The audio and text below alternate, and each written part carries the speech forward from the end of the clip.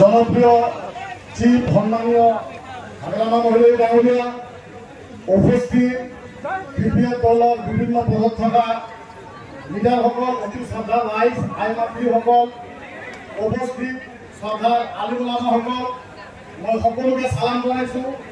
আসসালামু আলাইকুম আৰু সকলোকে মই নমস্কাৰ জনাইছোঁ। যিয়ে নহওক, মই মাত্ৰ 2 মিনিট সময় 5 মিনিট সময় মোক দিছে। মোক আচলতে 5 মিনিট নালাগে, মই মাত্ৰ 2 মিনিটৰ ভিতৰত শেষ কৰিম। ইয়াৰ মাজতে ভাষণটো মই মাত্ৰ 2 মিনিট বাংলা ভাষাত দিব বিচাৰিছোঁ। আচ্ছা, এই জায়গার ভিতরে কত মানুষ আছেন আমার চিনে?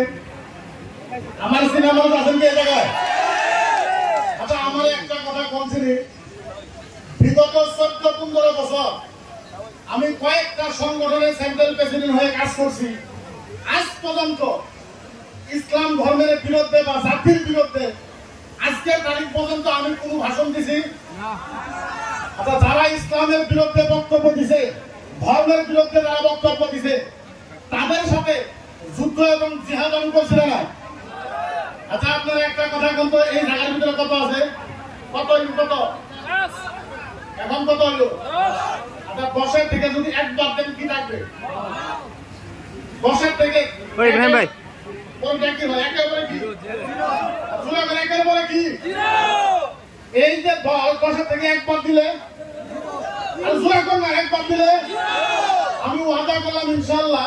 আর বিশেষ করে উদালগুড়ি যত আলেম ওলামা আছে, এবার বিপিআর ইলেকশনের ভিতরে উদালগুড়ির ভিতরে বিগ জিরো করে দেবো বিপিএলকে ইনশাআল্লাহ, বিগ জিরো করে দেবো। একটা কথাই আপনাদেরকে বলতে চাই, আমি 14-15 বার জেলে গেছি, এটা আপনারা জানেন। 40-45টা কেস আছে, আপনারা জানেন। কোনোদিন আমি কষ্ট পাই নাই। আজকে বিগত 10 দিন আগে ইউপিপিএলের কিছুমান মানুষ ওনারা কেস করে আমাকে মঙ্গলবাই থানার থেকে জিহাদের মতন, আতঙ্কবাদের মতন এই গতকাল থানা থেকে যায় আমাকে মঙ্গলবাই থেকে উঠায় আয় না 24 ঘন্টায় থানার ভিতরে রাখছে। আচ্ছা, বলে গণতান্ত্রিক দেশের ভিতরে গণতান্ত্রিক হিসাবে আমি কারো বিরুদ্ধে করতে পারলে না? আরে করতে পারলে না? গতিকে আমি আপনাদের সবারই দোয়া চাই যে আমি বিপ্লবে জয়েন করেছি। অনাগত দিনে আমি যতটুকু ইসলাম ধর্মের কাজ করেছি, ইনশাআল্লাহ সংবিধানের বাইরে কোনো কাজ করব না।